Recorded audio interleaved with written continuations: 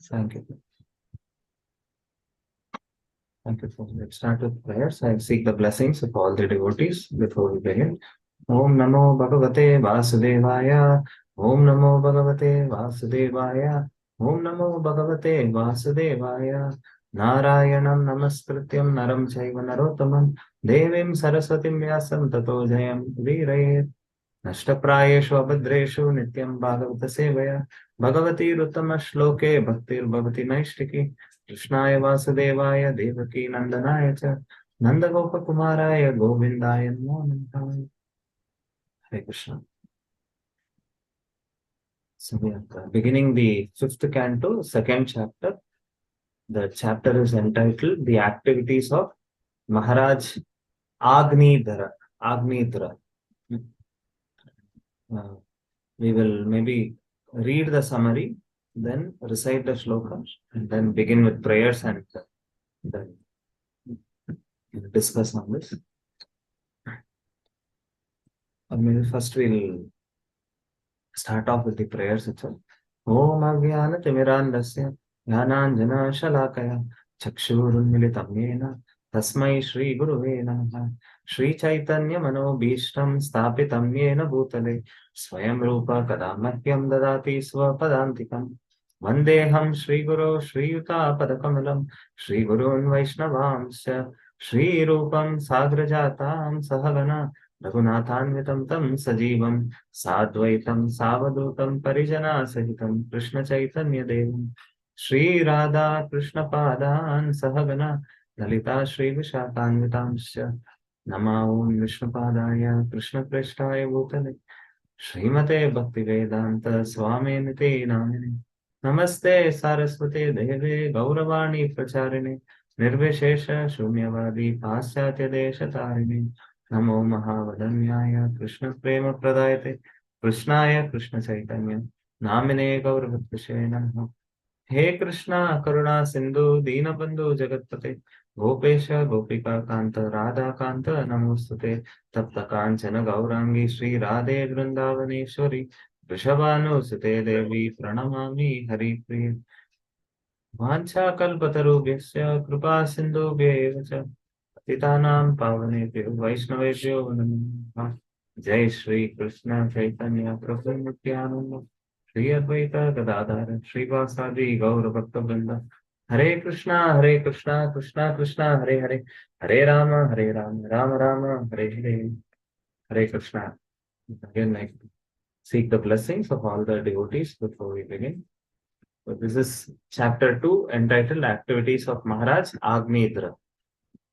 We'll read the summary given by Srila Prabhupada. Srila Prabhupada ki jai. In this chapter, the character of Maharaj Agnidhara is described.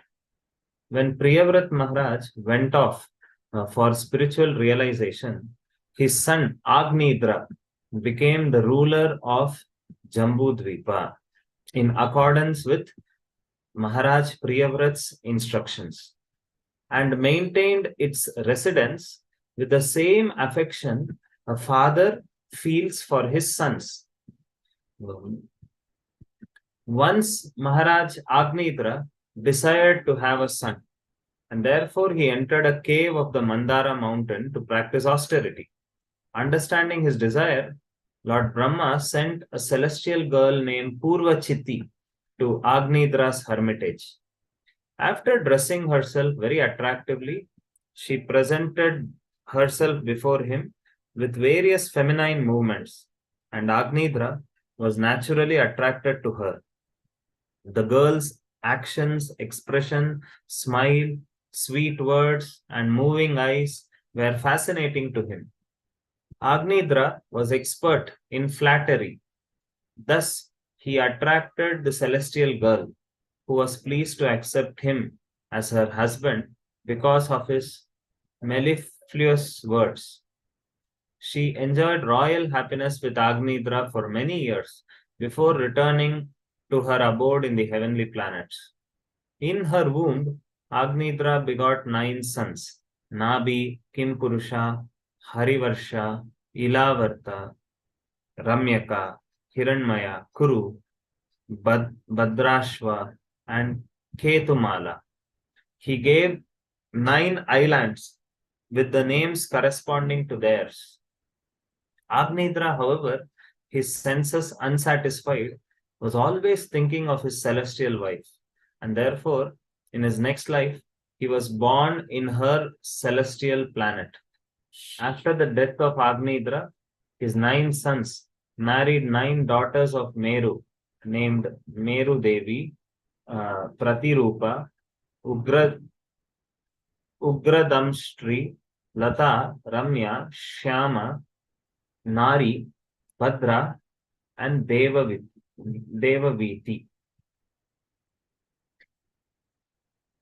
So here, in the summary, Prabhupada is giving what is there in the entire chapter. The entire chapter is simply, it's a small chapter. This chapter has around 23 shlokas only and 23 verses. And in this, the entire life of Agnidra is described. How, as Prabhupada is mentioning, after Maharaj Priyavrat set off for spiritual realization. So if we look at the previous chapter, I'll just open that. The previous chapter, we see how Priyavrat Maharaj fulfilled the desire of Swayambhu Manu, and under the order of Brahma, he left his brahmachari practice and got married to Varishmati and another wife also. And then it is told through Varishmati, Priyavrat Maharaj got 10 sons. And the 10 sons are Agnidra, Idam, Idma Jihva, Yagna Bahu, Mahavira, Hiranyareta, Gritaprishta, Savana, Medaditi, Vitihotra, Kavi. And all of these are also the names of Agni, the fire god. So he named all of them with different names of Agni. That way. And he also begot a daughter named Urjashwati. And you will see later on, the daughter Urjashwati was married to Shukracharya. And the 3 sons out of these 10 sons, 3 among these 10, and who are they? Kavi, Mahavira, and Savana. They lived completely in celibacy and they went to the Paramahamsa stage. And then through another wife, Priyavrat Maharaj begot 3 sons, Uttama, Tamasa, Raivata, and all of them took charge of future millenniums. That means they became Manvantara avatars like that. I mean, they were ruling they were like the future Manus like that. So then in the 29th shloka, it is said that after the 3 people, they were completely trained in Paramahamsa stage, Maharaj Priyavrat continued ruling for a long time, and increasingly he became attached to the queen Varishmati, and he did very lot of Herculean tasks. And here, this shloka is actually the connecting shloka here. Once when he drove his chariot behind the sun, the rims of the chariot wheels. So why he drove behind the sun? Because he wanted the sun, which was on the northern side, to also give light to the south, and therefore he wanted daylight even in the southern part. Therefore, he followed the orbit of the sun on a brilliant chariot to fulfill his desire. And when he drove that, his chariot wheels actually created impressions, which later on became the 7 oceans. You will see this in the 5th canto, dividing the planetary system known as Bhumandala into 7 islands. And what are these 7 islands? Jambudvipa, then Plaksha, Shalmali, Kusha, Krauncha, Shaka, and Pushkara. And each island is twice as large as the preceding one.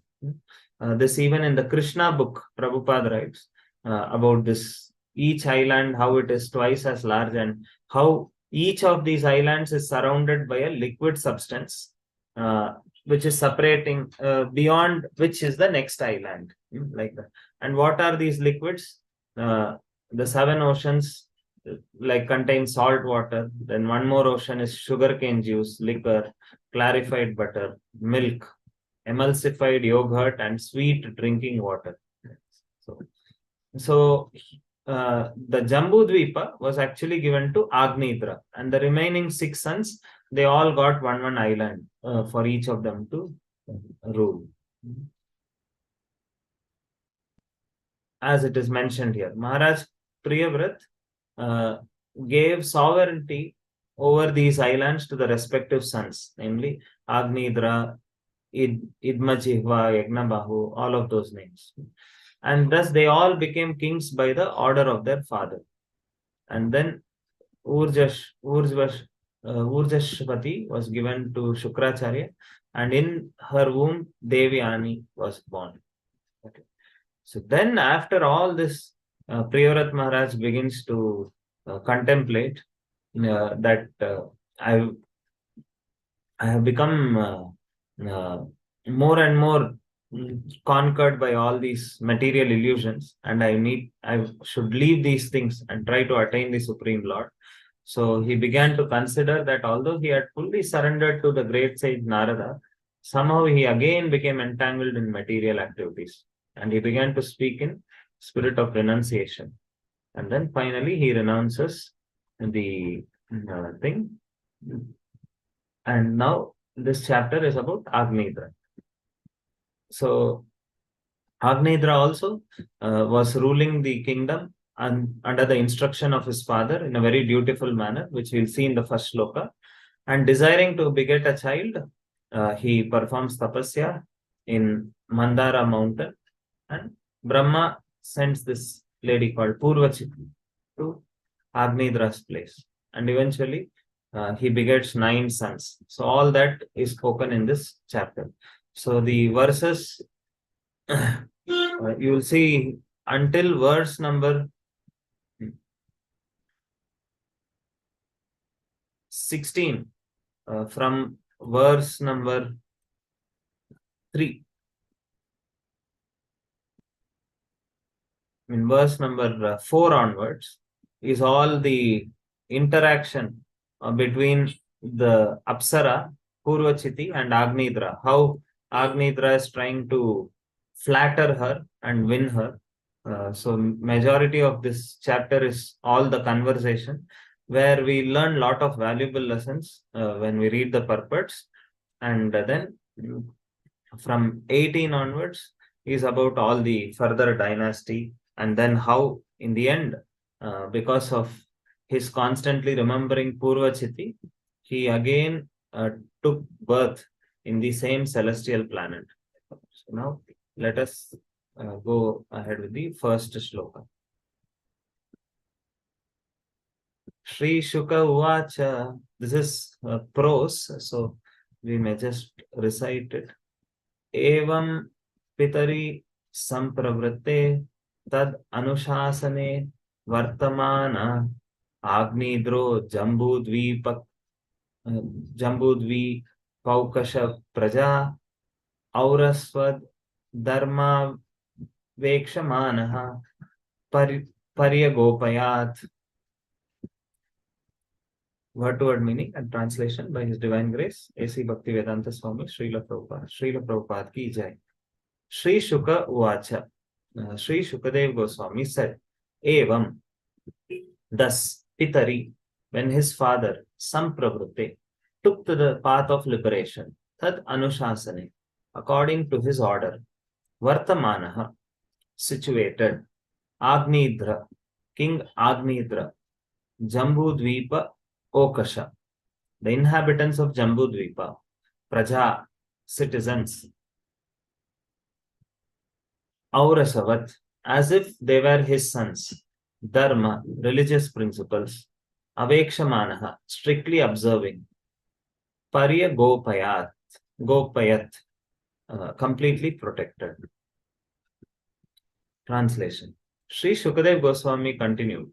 After his father, Maharaj Priyavrat, departed to follow the path of spiritual life by undergoing austerities, King Agnidra completely obeyed his father, strictly observing the principles of religion.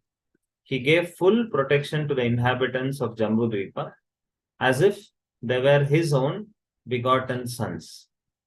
So, here, one thing we can see is how the kings they would look at the praja.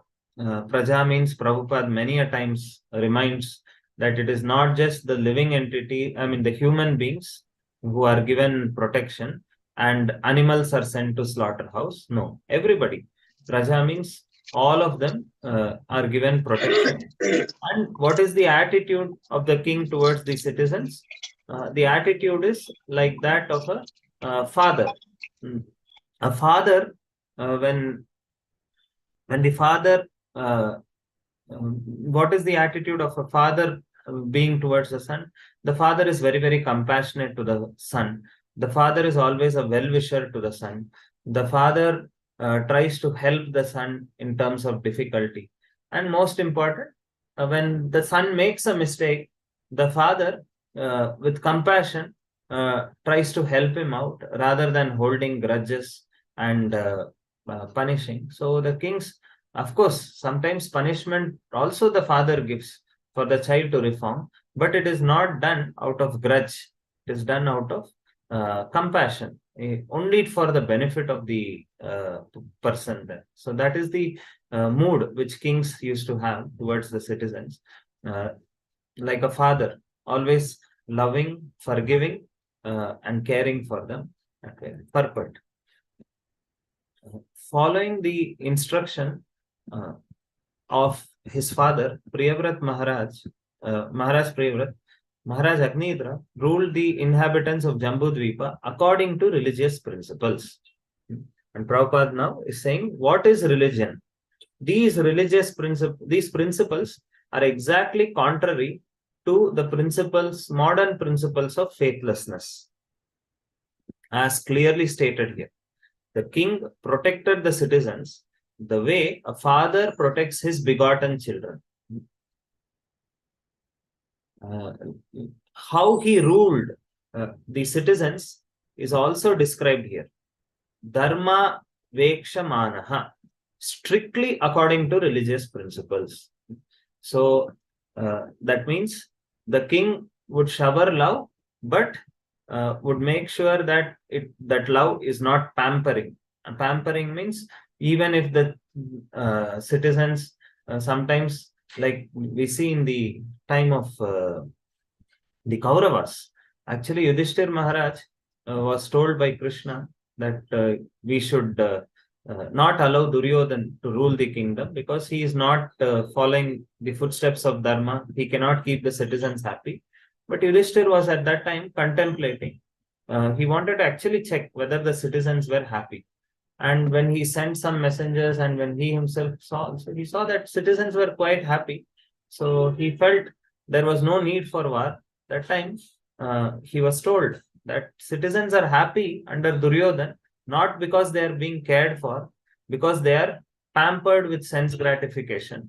And that is also a way to make a person happy, but that is not in line with the religious principles. So therefore it is said that the word dharma vekshamanaha, strictly according to religious principles.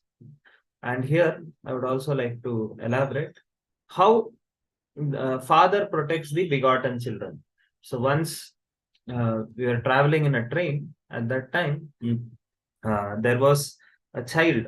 The child was jumping very high up on the railway, on the berth, and then we see sometimes the middle, to tie the middle berth, there is a hook, right? He was jumping so high that his head was about to hit the hook, and he was not even realizing that he was putting himself in a dangerous situation. But the father was seeing that my son may eventually get hit on the head. So what was the father doing? The father was keeping his hand uh, just beneath the hook, just in case the child unknowingly jumps and hits the hook. He will not get the impact. Rather, the father will get the impact. So this is the attitude of a king. So the children generally are ignorant. In the same way, citizens are sometimes ignorant of what is to be done, what is not to be done. But the father, foreseeing what difficulty the son may undergo, they give a cushion. And what is that cushion? The kings, through the uh, practices of the kingdom, make sure that even without their knowledge, they may sometimes get hurt by going on a sinful path. The king protects them from all those things by enforcing certain rules, certain practices in the kingdom, like that. So this is how the kings used to protect the citizens like their own begotten children. Although they are not aware that they are going to be uh, harmed, but the king, being aware of what this may lead to, ensures that dharma is always maintained. And Prabhupada in the next, very soon, will also say what is dharma. Dharmam tu sakshat bhagavat pranitam. That means dharma means the words of God, like that. And these principles are exactly contrary to the modern principles of faithlessness. How can we justify this? Long ago, when Charles Darwin propagated the theory of that God may not have created all the species. God just created one or two species, and eventually, due to evolution, everything started evolving. So, when he propagated this theory, many people started becoming atheistic. So, then there was a lot of protest in the Western countries. Why should we unnecessarily start our school with daily prayers when we are even questioning whether God exists or not? So then they cancelled the entire prayers in the schools and colleges, etc. Because now God is not there's no guarantee that God exists, like that. But then eventually there was a court case filed by the church, and eventually the church was able to be victorious, and they proved that Charles Darwin's theory is false, and there is a God who is responsible for all the creation, maintenance, etc. So, although the case was won and there was 100% evidence stated in the case that God does exist, but what did the government do? The government, they were very eager to ban the prayers in the church. But once the case was lost by Darwin, then they just sent a notice. Now that Charles Darwin's theory is proven false, that means there exists God. So if people like, they could, whoever wants, could assemble themselves in the prayers. So this is the modern principle of faithlessness. It is no option when there is evidence, when there is surety that there is God. Why should we give an option to the citizens? It is the duty of the father to instruct and to ensure that the children follow the right practices when things are proven also. So that is the modern principle of faithlessness. It is the duty of the executive head of state to see that citizens strictly follow religious principles. And how can the king or the executive state enforce it? Sometimes there may be a question, can we enforce on others? The kings could do that because they themselves were strictly adhering to the religious principles. As we see in all these great personalities, the moment, even though they were not too old, but moment they saw that their children are capable enough to run the government, immediately they took out to the path of self-realization. Unlike modern leaders who until 80, 85, in any field, people may want them to quit, but they are not eager to quit, like that. So the Vedic religious principles began with Varnashrama Dharma. So out of all the important dharma given by God, one important dharma is Varnashram dharma. And why? Why is it very important? Because Krishna himself says, I am the one who created this Chatur Varnyam Maya Shrishtam Guna Karma Vibhagasham. So the Vedic religious principles begin with Varnashram Dharma, the duties of four Varnas and four Ashramas. Dharma refers to the principles given by the Supreme Personality of Godhead. So Dharma means the words of God.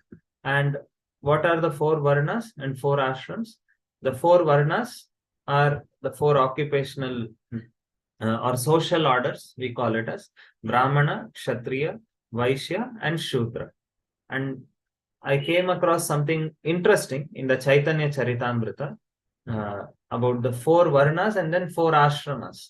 So the four Ashramas are the spiritual orders. Varna means social order, that which is necessary for performing one's occupational duties. And Ashrama means that place where one finds spiritual shelter. So somebody may find more spiritual shelter in the Brahmachari ashram. Somebody may find eventually after Brahmacharya to go to the Grahastha ashram to fulfill his psychophysical necessities. And eventually, as one ages, whether one is a Grahastha is supposed to take shelter of a spiritual order called Vanaprastha, and eventually sannyas, like so in the Chaitanya Charitamrita, Adi Leela, Prabhupada mentions further divisions of the four spiritual orders. And this is something nice. We can contemplate on this also whenever we are free. So Prabhupada is writing here, the four ashramas, Brahmacharya, Grahastha, Vanaprastha, Sannyas, each of them are further divided into four. Like Brahmacharya ashram, there are four categories. Savitriya, Prajapatya, Brahma, and Brihat. And what are each of them?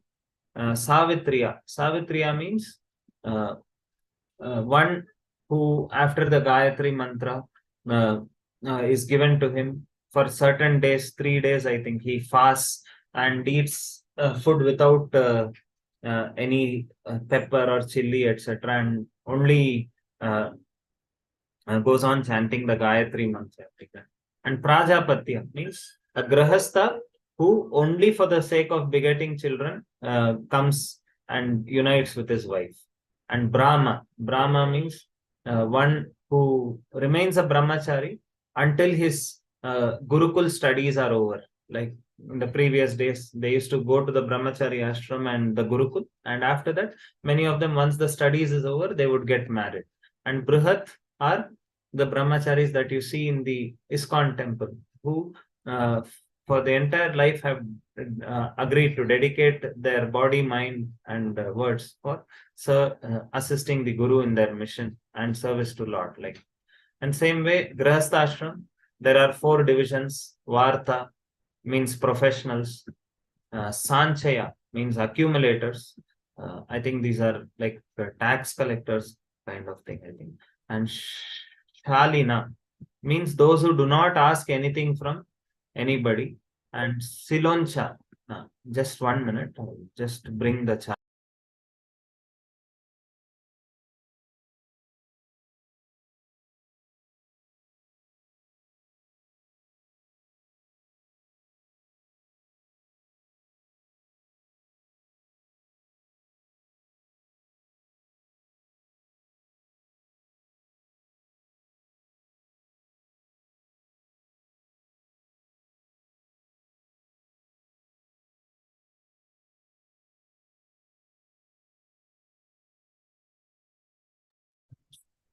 And Shiloncha means those who collect grains from paddy fields, like that. So we see even Santa Tukaram and all. Sometimes we may have a doubt. A Grahastha means can they also behave like not nirapeksha. That means not collecting anything at all, because they're supposed to run a family. So one of the divisions of the grahastha is also shalina, those who do not ask anything from anyone. Or some others, they only collect some grains from the paddy field, like that. So same way, the vanaprastha, there are again 4 divisions. Vaikanasa. Vaikanasa, as far as whatever I heard and read, this means the husband, wife, both of them, after they quit home, they dedicate themselves to serving in the temple, in some temple throughout, like that. So the Sri Vaishnavas and all, sometimes they take out one entire year and they do Kainkaryam at Sri Rangam. So something like that. And the other things I also have not heard much or read. Vala Kilya, Audumbara, Fenapa. Maybe this is something we can see. What are these divisions? And Sannyas, we have heard several times from the purport of Prabhupada also. In Sannyas, there are 4 categories: Kutichaka, Bahudaka, then Parivrajakaacharya, and Hamsa. So here Prabhupada in this writes, what are these 4 stages? Kutichaka. Kutichaka means when one initially takes sannyas from the grahastha ashram and vanaprastha. In the grahastha ashram and vanaprastha, he is never accustomed to begging most of the time. So he is initially hesitant to go and beg Bhavati Bhiksham Dehi, like that. Because of that Ishwari Bhav, that all this time he was providing. As a grahastha, he would call out, does anyone need charity from me? Now he feels very awkward. So initially, although he has taken sannyas, what he does, he is not practiced to beg from door to door. So he makes a cottage outside the village where his family is. He has no connection with his family, but daily he brings foodstuffs from the house. If we look at the life of Raghunath Das Goswami, initially when Raghunath Das Goswami joined Mahaprabhu at Jagannath Puri, his father had sent ministers, and daily he would ask the ministers to cook opulent items with all the money that was sent also with them. So Mahaprabhu was not very happy with that. What sannyas is this? What renunciation is this? If you are still getting opulent food, like that. So, but Mahaprabhu never said anything to Raghunath Das Goswami. And Mahaprabhu would be invited once in a while for all this feast. Then suddenly one day Mahaprabhu asks Swarup Damodar, why is Raghunath Das not calling me now, any time for the feast? Then Swarup Damodar explains, he felt this is not right, because this money is from the father who are engaged in materialistic activities. So why should I feed Vaishnavas and maintain myself with this kind of money? So he has sent them back. Then Mahaprabhu asks, what does he do now? So then after Kutichaka, then next is Bahudaka. Bahudaka means now he's going door to door. So Raghunath Das Goswami was doing that. He was standing on the sitting on the entrance near Simhadwar and begging, and for some time he was doing that, and eventually after that he thought, even this is not correct, because when I beg, I make calculation, who gives me what. Oh, that person is rich, but still he has not given. That means he has a very bad heart, like that. So we start judging people. So then eventually he thought, I'll not even do the begging on the Simhadwar. And he was eating the remnants after the cows would eat the prasad, the worn out or the stale prasadam was given to cows. And after the cows eat, whatever was still left over, that Raghunath Das Goswami would eat. So Bahudaka is there. And then Parivrajakaacharya means he goes country to country for sake of preaching. And Paramahamsa. Paramahamsa means now he feels there is he just wants to sit down in a place and meditate, because he feels that uh, as he and after preaching, and the preaching is advanced to some extent, then he feels okay, and now let me sit and relish in going deeper into bhakti, like that. So it's like Mahaprabhu also, after the South Indian tour, then he was just sitting and listening. Even Srila mm, uh, uh, Bhakti Vinod Thakur also, towards the end, or Bhakti Siddhanta Saraswati Thakur, towards the end, they just sat and they went more deeper into their. So that is the four stages within each ashram.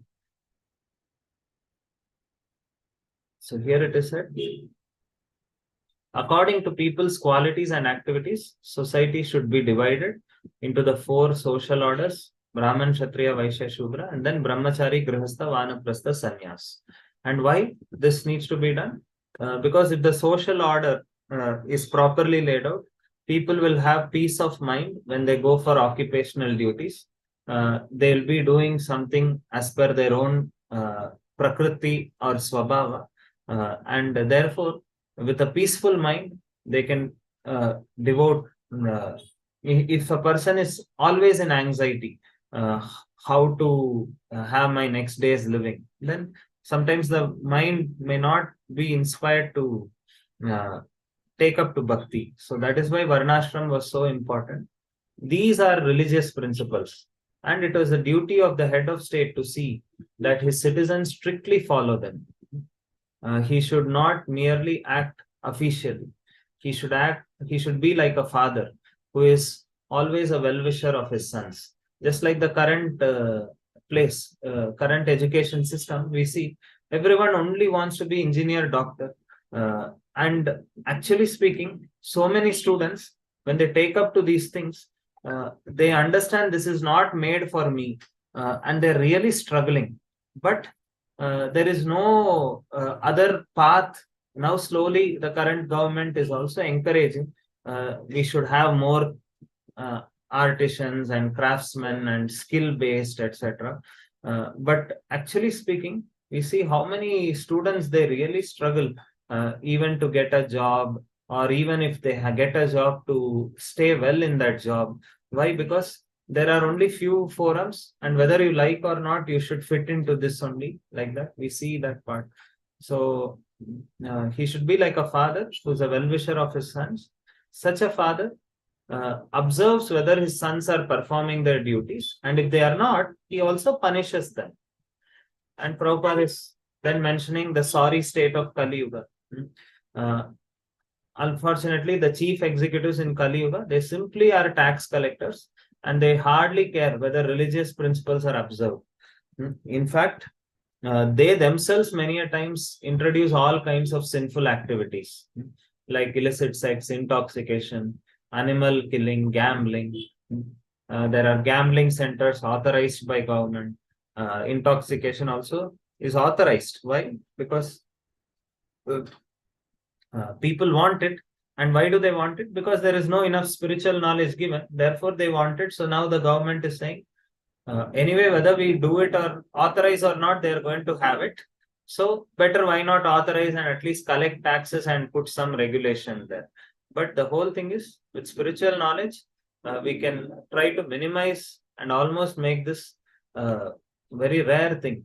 Even some 20 years ago, the meat shops were not as much as it is currently. It was somewhere in the outskirts of some village or something, not in every street. But now, with lack of spiritual knowledge and education, government is helpless. That they say anyway, people are going to have it. Let us legalize it. That way, the sinful activities are now very prominently manifested in India. Although 100 years ago, these four principles of sinful life were strictly prohibited in the families of India. Now they have been introduced into every Indian family. Needless to say, so many pubs, so many other things. If we go around, we see almost families I have seen traditional families going into pubs every week like that. So therefore, they cannot follow religious principles. In contrast to the principles of the kings of the old, modern state is only concerned with levying taxes and is no longer responsible for spiritual welfare of the citizens. The state is now callous to religious principles. Srimad Bhagavatam predicts in Kali Yuga, the government will be entrusted with Dasyu Dharma, which means the occupational duty of rogues and thieves. They will just plunder the citizens instead of giving them protection. And they will plunder the citizens without regard for law. And the lawmakers themselves will plunder. And the next prediction to be fulfilled, which is already going on or coming to pass, is that because of sinful activities of the citizens and government, the rain will become increasingly scarce. And gradually there will be complete drought and no more food production. People will only eat flesh or seeds, and many good spiritually inclined people will have to give up their homes because they are too harassed by drought, taxation, and famine. The Krishna consciousness movement is the only hope to save the world from such devastation. It is most scientific and authorized movement for the actual welfare of the human society. So here Prabhupada is mentioning how Prabhupada also tried his best to impress on Indira Gandhi, that famous letter, on how the whole Indian government can have a very God-conscious way of ruling the country, where everyone are second initiated Brahmanas and they all read Bhagavatam daily in the assembly. And so then naturally everything, when the leaders are spiritually inclined, it will naturally reflect in all the praja also like that. So unfortunately, people did not take it, but we see. I was hearing one lecture of Jayapataka Maharaj on the same shloka. Very nice lecture. It is there in ISKCON Desire Tree also. In Singapore, Maharaj had given this in 1995. So Maharaj was saying how during Bhaktivinoda Thakur's time, Maharaj was glorifying Bhaktivinoda Thakur, how he was such a great leader. Although the British government was there and he was a responsible magistrate under the British government, so he was not like the all-in-all leader, but a leader at some level. Still, Bhaktivinoda Thakur, how he controlled all the false religious practices. When there was this Falgu Baba who was claiming himself to be God, and then there was a time when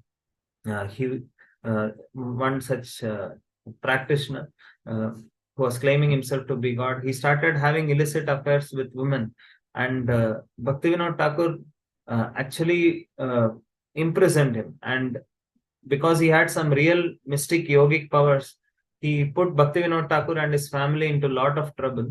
But still, the leader was so uncompromising. He went on, tried to make sure that he was punished. And eventually, once his hair was cut off, all the mystic siddhi was lost. And eventually, he became helpless like that. So, anytime when there is a wrong practice, the government must immediately curb it. Not that there are debates. These days, if we see so many, the Supreme Court is deciding on trivial things, which there is no need for even checking whether aborting in third month is okay or second month is okay or fifth month is okay. For this, there are big debates. The scriptures are very clear that abortion is sinful like that. Why? Because people don't want to accept the religious thing. With their own fertile brains, they want to concoct what is convenient for the general mass so that they are kept popular. Whether homosexuality is acceptable. Like there's so many topics which are very trivial, whether live-in relationship is permissible or not. For trivial matters, there are big Supreme Court judges debating, thinking whether this is to be done or not, but the scriptures directly say what is to be done, what is not to be done. But because people do not want to take up to this part, they are themselves complicating the whole society and making lives miserable for themselves and miserable for others. Therefore, what is the duty of all of the devotees? As Prabhupada is mentioning here, the Krishna consciousness movement is the only hope. How is it the only hope? The more we preach, the more we educate people on how the entire Vedic concept is Sarve Jana Sukhino Bhavantu. And the more we align with principles of God, we will actually be finding a more better place to live here so that we can eventually attain the ultimate aim of going closer to Krishna. So more and more devotees who are practicing these principles, who are aware of this, go and preach. And that is how we can save the world from such devastation. And it's the most scientific and authorized movement for the actual welfare of the whole human society. So the last point is an action item for all of us, that Janma Sarthak Kari, by becoming more and more sincere in our practice, at the same time by preaching to others also on the benefits of a Krishna conscious lifestyle for this life and for the next. We can slowly try to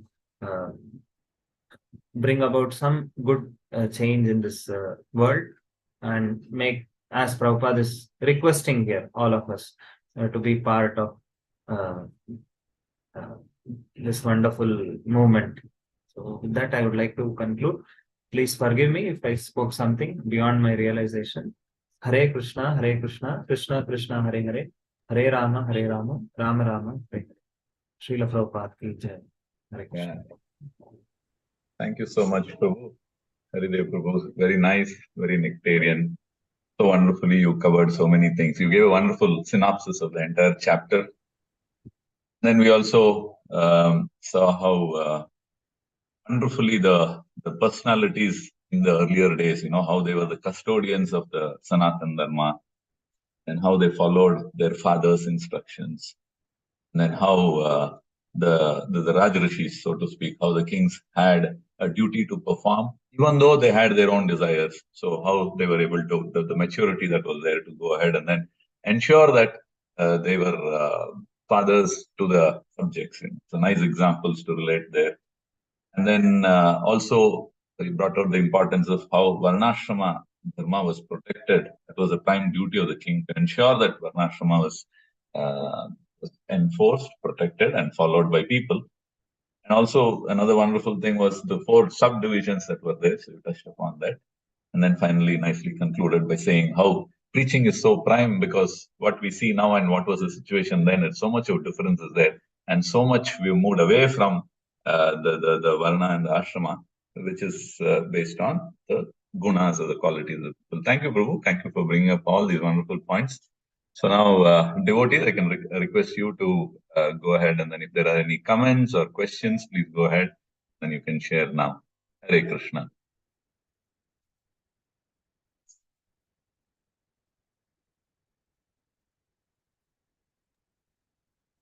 Hare Krishna Prabhu, Dandavad Brahma. As usual, excellent class. Actually, many times this year, there's less rains compared to the last year. I was thinking, yes, suddenly when I think little rain will come, but that's not sufficient. I always think what will happen for next summer, whether we'll get water. So, I mean, it's all because of us which is happening. And actually, from outside, when we see, very few people are Krishna conscious. But when I come to the temple, I see so wonderful devotees. Oh, there are still people are taking up. And I think more and more people, I think people are convinced by the way we do things in ISKCON. And very systematic. And maybe in the beginning it is difficult, but when we get into it, the system is so simplified and very nice, Prabhu. So thank you so much for the elaborate, even the chapter previous chapter, you have summarized the whole thing. Thank you so much, Prabhu. Dandavat Pranam. Hare Krishna. Thank you. Hare Krishna, Prabhu. Another pranams. Thank you for it was quite, I mean, I didn't know about this 4 orders in each. I know about the Sanyas, but I didn't know the other ones. So very, I think a lot of research on that. Thank you so much. That is very nice. But what is, happening is, despite the great Maharaj, I mean, how he is, and he wants to have one child, and then how he gets completely overwhelmed. So again, when we see the position of Maya, it's like, it's unfathomable, because even at the end of the life, he again goes back to the planet where she lives. So it's pretty, I mean, when we see it, I mean, it makes us feel very, I mean, makes me at least feel very nervous about it. True.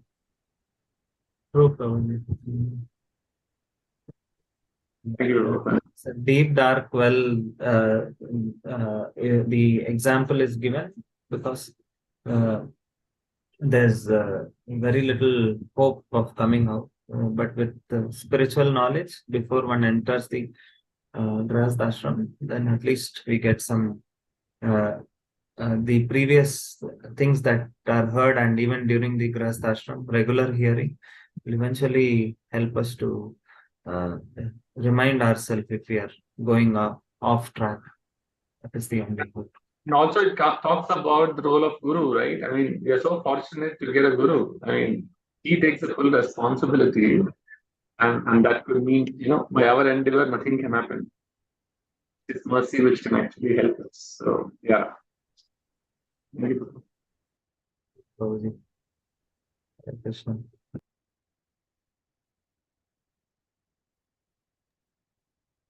Shall we end, Prabhuji? Yes, Prabhu, we can do that with the Vaishnava pranams. Thank you Yes. for sharing those opinions. Thank Hare you. Krishna. Vancha kalpatarubhyasya kripa sindhubhyeva cha patitanam pavanebhyo vaishnavebhyo namo Ananta Koti Vaishnava Vrinda ki jai. Srimad Bhagavatam ki jai. Srila Prabhupada ki jai. Hare Krishna. So thank you once again, Prabhu, and Thank you. we will end the session for today. So thank you, devotees, for joining. Have a wonderful KC filled day. I'll end the session for all. Hare Krishna.